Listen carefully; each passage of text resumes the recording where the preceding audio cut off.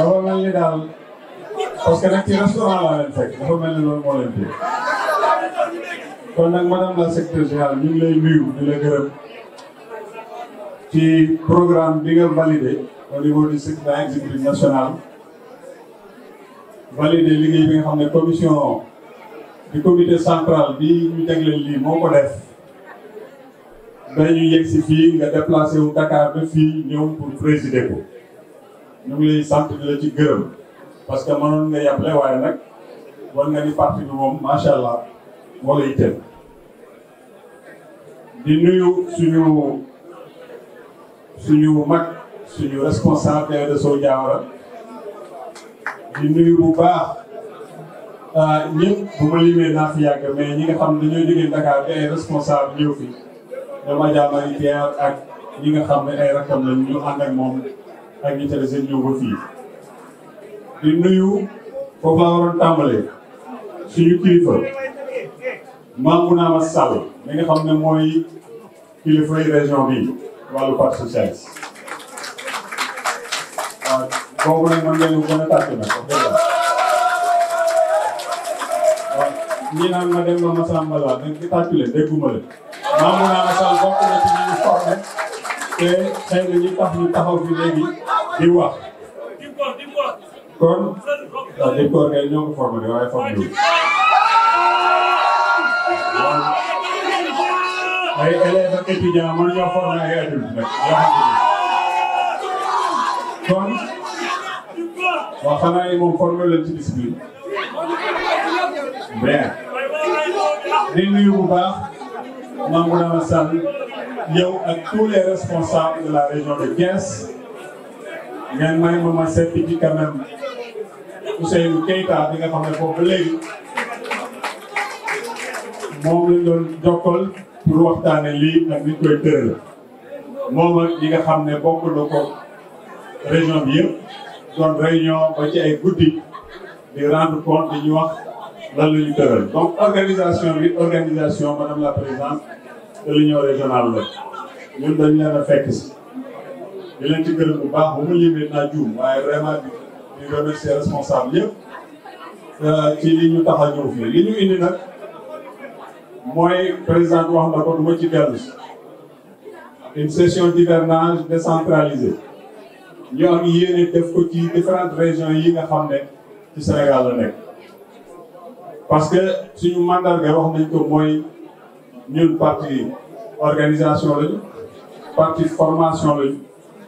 bu parti boo xam ne dañuy jàngal suñu ndaw ñu ne ci réseaux sociaux yi di dàgga santé di saaga ñu wax lu ñaaw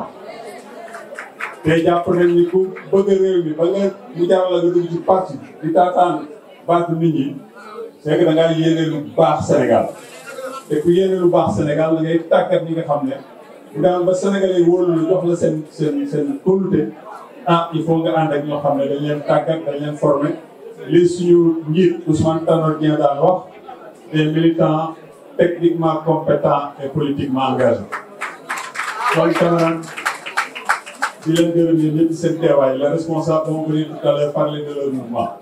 après des cours introductifs sur les thèmes que nous avons choisis ils vont le développer mais vraiment di gërëm aussi les partis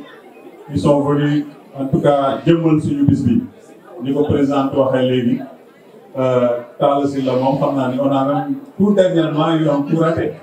mais bon c'est la volonté divine qui veut cela. waaw suñu doyen du PIT ñu ngi lay gërëm di la sant Ousseynou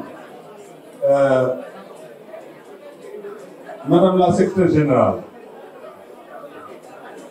mesdames, messieurs, chers camarades du Parti socialiste sénégalais, les militants de Yaya Diallo, je m'adresse à vous.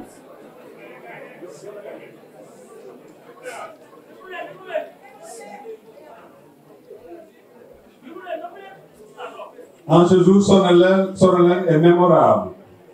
où sous le ciel éclatant de Thiès s'ouvre notre première session d'hivernage, c'est avec une ferveur renouvelée et une vive émotion que je prends la parole au nom de l'école du parti. Nous voici réunis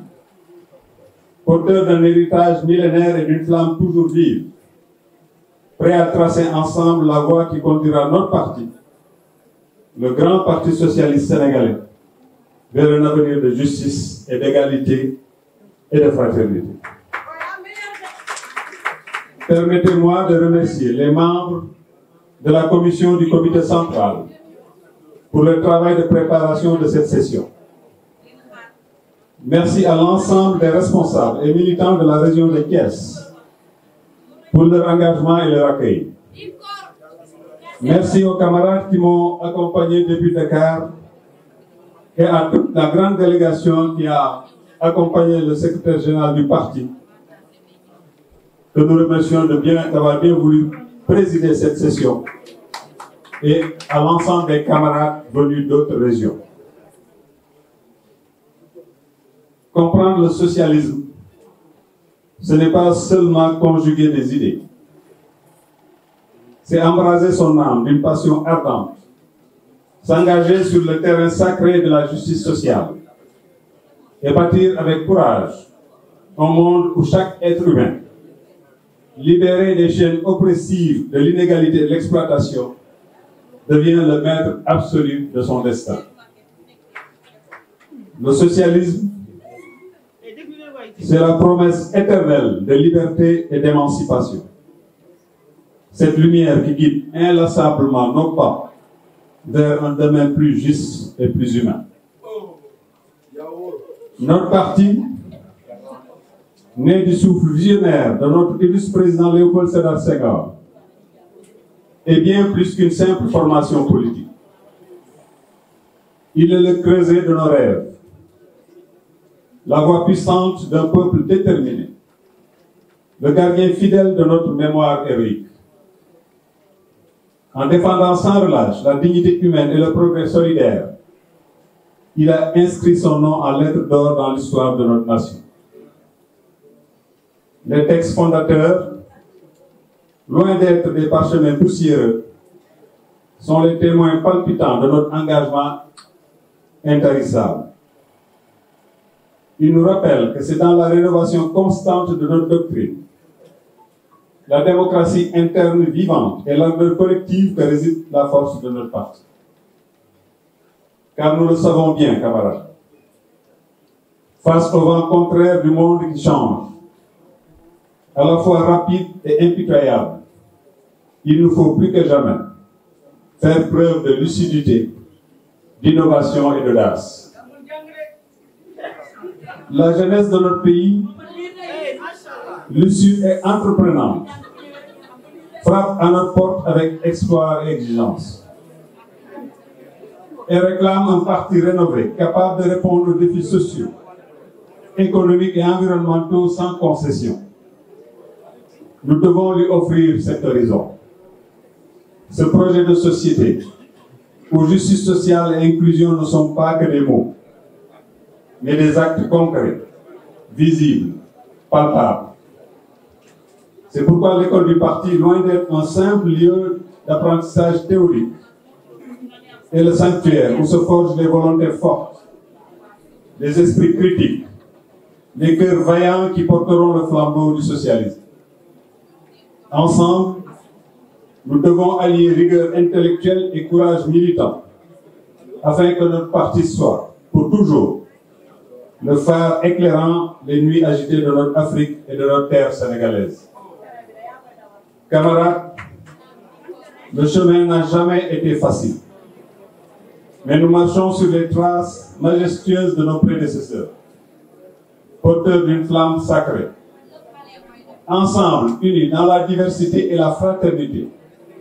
faisons de cette session d'hivernage un moment d'intense débat, où s'entrelacent la mémoire et l'ambition, la doctrine et l'action, pour construire un Sénégal plus juste, plus solidaire, plus humain. Que la sagesse guide nos délibérations,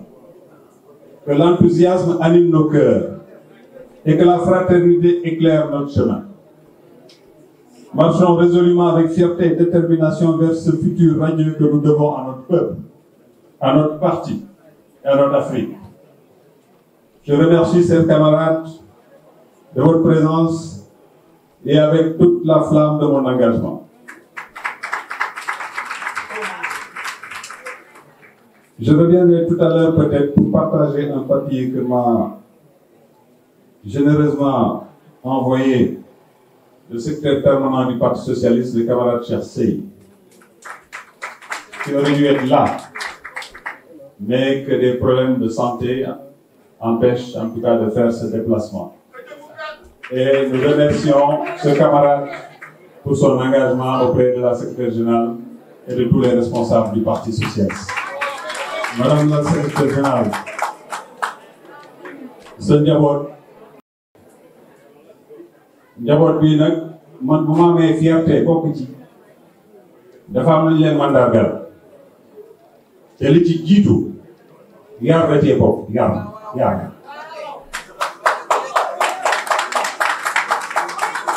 waaw ñun li nga xam mooy kilifa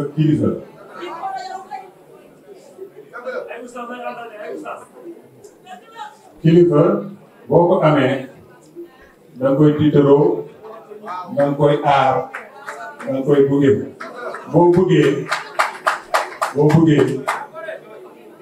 bëggee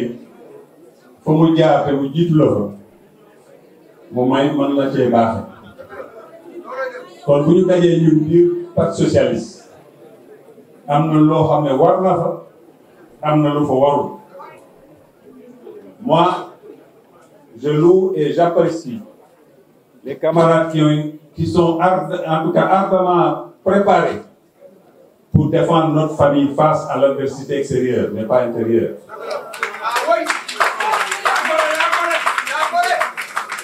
Voilà pourquoi nos camarades vont venir tout de suite nous parler de notre histoire, de notre idéologie. Ensuite, des camarades nous parleront de notre texte et de notre organisation. Derrière cela, des camarades suivront pour nous dire comment notre organisation décline justement ces textes fondateurs, avec les différents mouvements qui composent aujourd'hui le Parti socialiste et qui l'animent, chacun dans son domaine avec ses compétences et ses centres d'intérêt. Kon nag mbokk yi yàlla dafa jàmm. Parti bi militant par militant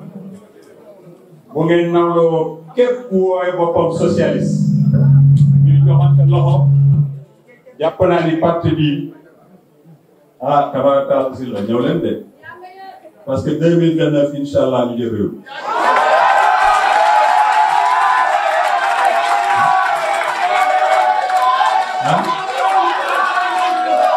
ñëw leen di bokk liggéey boobu.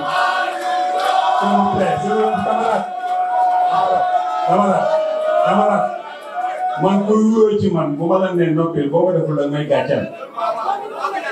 dama ne bu ñu paree lu neex waaye animé waaye tant que parewuñu nit ñi ñooy wax dañu dakkal yooyu ngir yàlla jërëjëf. Kon nag camarade de la gauche, notre famille réunie nañu taxaw parce que notre peuple a énormément besoin pour remettre ce pays sur les rails. Et vous savez que ça dérape gravement et qu'à ce rythme, il sera très très difficile peut-être de rattraper les choses en une génération. Donc, plutôt au Yépi, nous t'accordons, plutôt de sauver l'avenir du Sénégal. Comme une session à l'image de ce qu'est le grand Parti socialiste.